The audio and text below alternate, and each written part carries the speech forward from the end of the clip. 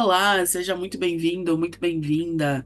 Aqui nós vamos falar sobre ansiedade, depressão, pânico, de uma forma introdutória, de uma forma com que você consiga reconhecer, perceber e ter aqui algumas alternativas para você utilizar no momento de mais dificuldade. Lembrando que todos os conteúdos que eu trago aqui para vocês é uma forma de conhecimento, mas isso não elimina a questão de você ir buscar o teu médico e buscar o teu apoio emocional, o teu apoio físico. Aqui nós vamos bater um papo, mas eu quero te dizer que conhecimento nunca é demais, mas nenhum substitui o outro. Então, nós vamos aprender um pouquinho mais hoje como a gente funciona, como funciona a mente humana, mas observa, se você se percebeu dentro de algum desses quadros, busca um médico, busca ajuda profissional, busca um psiquiatra, um psicólogo, um terapeuta. Combinado? Então vamos ao vídeo. O meu nome é Thalia, eu sou terapeuta especialista em inteligência emocional e sistêmica e vou compartilhar aqui algumas informações com vocês. Então aqui nós vamos começar falando, eu vou trazer para vocês, primeiro, o que é a inteligência emocional de uma forma bem resumida. Então, inteligência emocional é a nossa capacidade de administrar as nossas emoções e usá-las a nosso favor. Assim, nós conseguimos compreender as emoções, nós conseguimos dar nome para aquilo que a gente está sentindo. E quando a gente reconhece aquilo que nós estamos sentindo, fica mais possível a gente perceber o que o outro também está sentindo.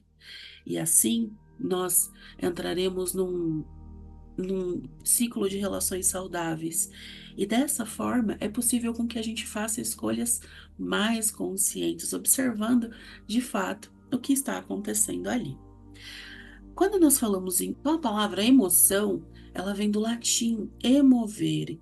O e significa energia, enquanto movere significa movimento. Então, toda emoção existe para movimentar a vida e mudar o que está em desequilíbrio. Eu vou passar aqui também, a título de conhecimento para vocês, eu vou trazer, vamos falar um pouquinho sobre o sistema límbico ou cérebro emocional. E o sistema límbico é o nome dado a algumas estruturas do nosso cérebro que coordenam o nosso comportamento emocional, os impulsos motivacionais, e ele é formado por estruturas localizadas na base do nosso cérebro. Então, o sistema límbico ele é composto principalmente pelo hipocampo, que é responsável pela memória, a amígdala, que se ocupa das emoções, do estado de humor, e o hipotálamo, que controla todas as funções do sistema límbico. Tá, mas por que que é importante eu saber isso? Porque às vezes a gente escuta alguma matéria, a gente escuta alguma aula ou escuta alguma situação assim, e aí a gente já vai direcionando que parte nossa está criando isso, que parte nossa está sendo responsável por essas sensações, por esses direcionamentos, que parte minha eu posso direcionar e pedir para com que ela funcione no estado saudável, no estado perfeito, fazendo com que eu volte para o meu centro, eu volte para o meu estado natural de saúde. E aí, falando ainda das emoções, falando um pouquinho das emoções, nós temos emoções básicas de todo ser humano. Então, as emoções básicas primárias, nós temos o medo, a raiva, a tristeza, a alegria e o amor. E essas emoções, elas nascem, elas começam a ser desenvolvidas ali na vida intrauterina, quando todas as emoções e sentimentos dos pais são transferidos para o bebê, são transferidos para nós, enquanto fetos ainda lá crescendo dentro do útero da nossa mãe. E começa a nossa vida psíquica, que é uma continuidade da nossa vida intrauterina. É aquele estado emocional que a gente percebeu ainda enquanto fetos dentro da barriga da nossa mãe. Então, a relação de troca nesse momento ela é tão profunda e ela vai muito além do desenvolvimento físico. Então, a personalidade, a inteligência, os traumas também estão em desenvolvimento. E nós vamos captando todas essas informações. Então, conforme ali dentro do útero da mãe o bebezinho vai crescendo, ele vai recebendo sinais eletromagnéticos através da placenta, que permite esse estado emocional, permite ele captar esses estímulos do estado emocional do pai, da mãe. Então, nesse momento, ansiedade, nervosismo, depressão também são transmitidos quimicamente por hormônios, e toda situação negativa ou positiva atinge o feto de alguma forma. Então, o bebê, ele registra cada emoção, mas ele registra no estado muito profundo e como se fosse dele, porque ninguém disse para ele que ele vai nascer. Ele está vivendo tudo aquilo porque é o mundo dele. E ele capta tudo e percebe da forma com que ele é capaz naquele momento. Então, ele, como ainda não tem recursos para compreender durante a gestação os reais motivos que estavam por trás de cada emoção, sentimento, pensamento dos pais, todo esse turbilhão de emoções que os pais vivem durante esse período acaba sendo captado pelo cérebro emocional como uma mensagem muito forte de culpa e de rejeição. Então, quando esse bebezinho nasce, vira criança, vira o adulto, ele vai vivendo situações ao longo da vida dele. E ao reviver situações estressantes, semelhantes às da vida intrauterina, inconscientemente ele vai buscar o mesmo padrão de comportamento que se apresentava lá na sua gestação, na infância, ali do 0 aos 7 anos, para aliviar as suas tensões. Ou seja, ele vai buscar alguma forma de se sentir culpado ou de se sentir rejeitado. Por quê? Porque foi aquilo que ele percebeu, foi aquilo que ele deu de significado. E mesmo ali, sem saber o nome do que era, através da vibração, através desses comandos que foram direcionados, hoje ele dá nome, hoje ele faz essa ligação daquilo que ele sentiu com o nome da culpa e da rejeição.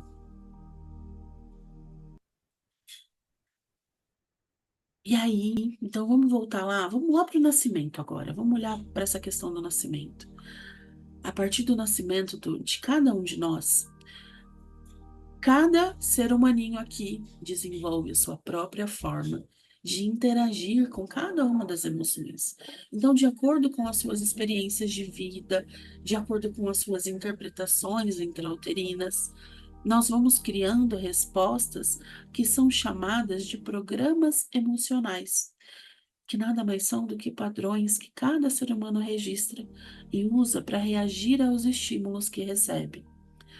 Cada pessoa desenvolve a sua própria forma de interagir com cada uma das emoções, de acordo com as suas experiências de vida e as suas interpretações intrauterinas. E essas respostas são os programas emocionais, que são padrões que cada ser humano registra e usa para reagir aos estímulos que recebe ao longo da vida. Alguns dos programas emocionais são apenas repetições de histórias, em que a criança entende que para se sentir amada, aceita e mais próxima dos seus pais, ela precisa repetir os comportamentos dos seus pais.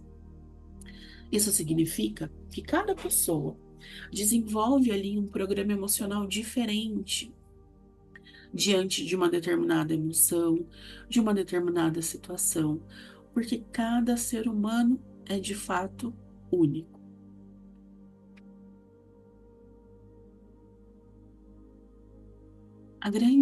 O grande desafio é que os programas emocionais, eles são mecanismos totalmente inconscientes e, consequentemente, a maioria dos comportamentos humanos é inconsciente.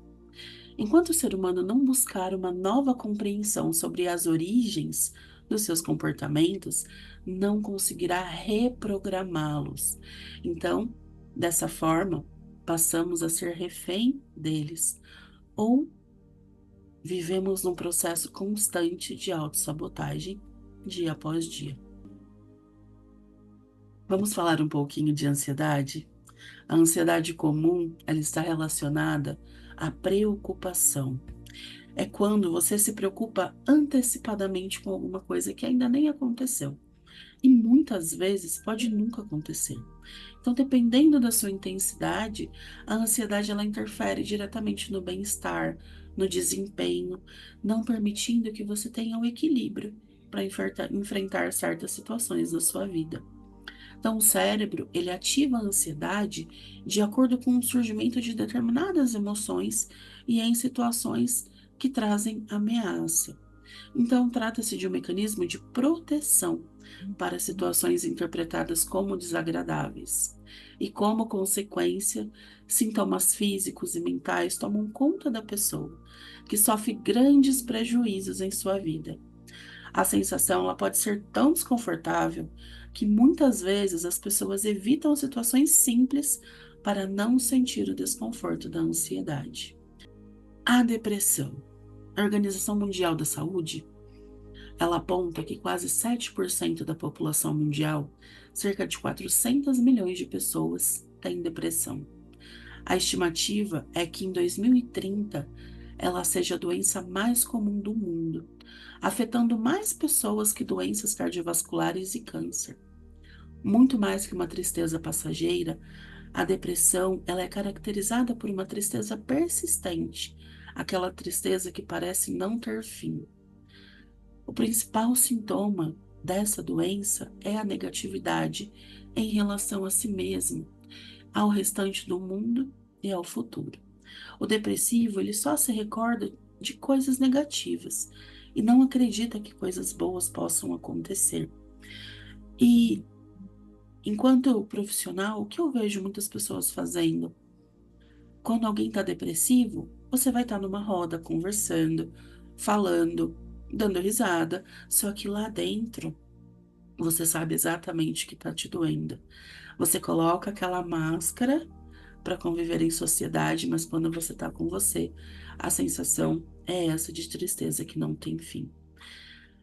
Quando você se sentir dessa forma, quando você estiver sozinha e perceber que essa tristeza está muito profunda, conversa com alguém, traz essa informação para alguém, compartilha isso com alguém, porque quanto antes você for buscar tratamento, quanto antes você conseguir olhar para isso, menos prejudicial será para sua vida. Então, o nosso corpo, ele vai trazer mais daquilo que a gente está acostumado. Se a gente direciona esse comportamento, se a gente direciona com bons hábitos, se a gente direciona isso para um outro lugar, a chance de você se sentir mais acolhida, direcionada, cuidada, vai te tirar desse quarto escuro da alma.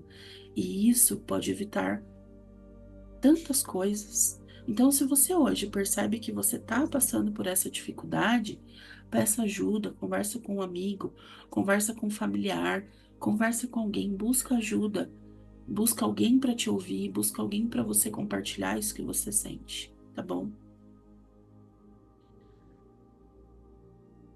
Uma das causas da depressão é essa interação entre fatores genéticos, ambientais, psicológicos, que podem levar ao desenvolvimento dessa doença silenciosa.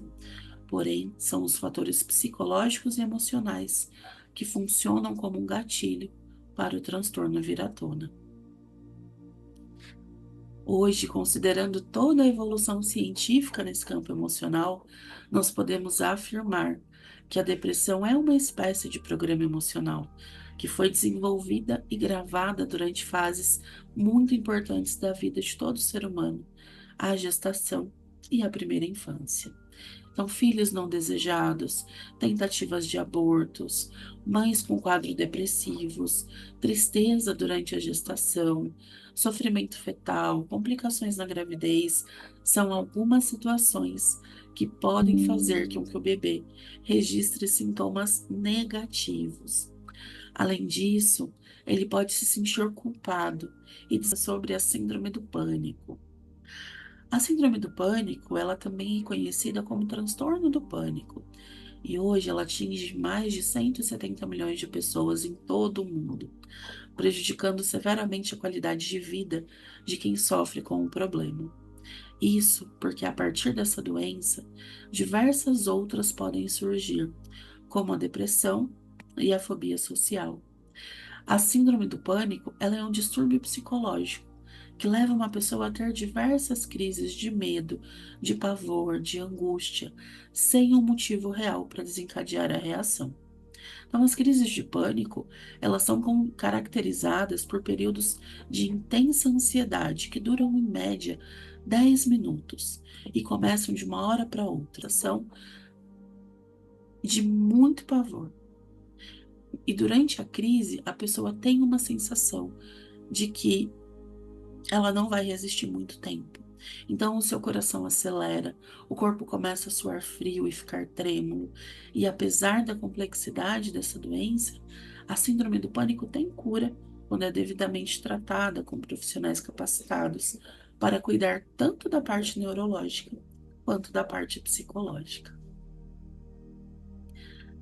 Diversos estudos sugerem que a meditação beneficia as pessoas que sofrem de ansiedade, de depressão, por meio do treinamento da mente, para você se reconhecer, para você identificar quando vêm os pensamentos negativos e manter o foco no presente, ancorar em algum lugar que seja seguro para você. Então, pratique o hábito da meditação, coloque a respiração consciente na sua vida. Hoje eu escolhi uma técnica para trazer para vocês, para te ajudar a trabalhar questões de comportamentos, que é você parar, olhar e escutar. Então, toda vez que você se sentir irritado, estressado, magoado, aplique essa técnica. Por um momento, olhe para si e perceba como você se sente, como eu me sinto com o que está acontecendo, como eu me sinto nesse ambiente, como eu me sinto com essas pessoas. E aí nós vamos à segunda pergunta. Isso que acontece é importante? Terceira pergunta. Qual a relevância? Quarta pergunta. Faz algum sentido para você? Quinta pergunta. E daqui 1 ou 2 anos, isso terá importância? Escute os seus sentimentos. E quando sentir que esses comportamentos te incomodam, ancore naquilo que te faz bem. Crie o seu gatilho positivo.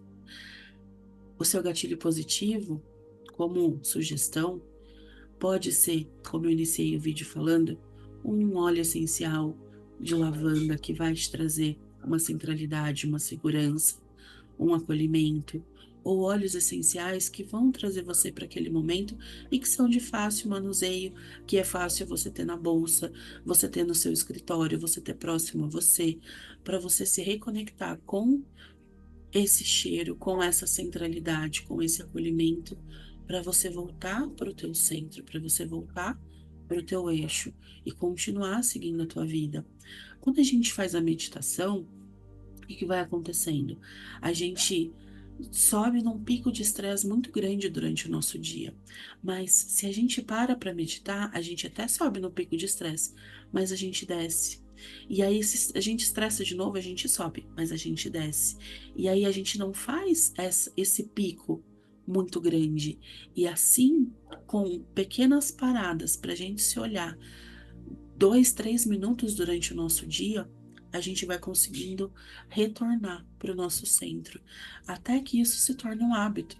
E a gente vai conseguir olhar a vida com outros olhos, através de uma outra ótica, através desses bons hábitos, sem a gente deixar chegar no pico das situações.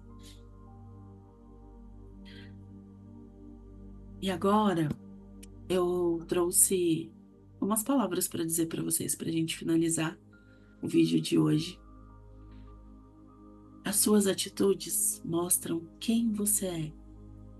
As suas renúncias mostram aonde você quer chegar. E suas escolhas definem o que você quer para sua vida.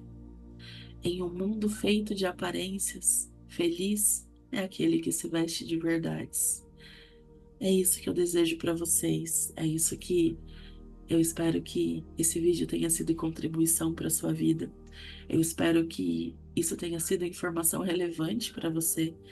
E se esse vídeo fez sentido, compartilhe com quem você acha que merece ouvir isso. Na próxima semana eu vou trazer outros vídeos para vocês, falando ainda sobre esse assunto. E nos vemos em breve. Um beijo e até lá.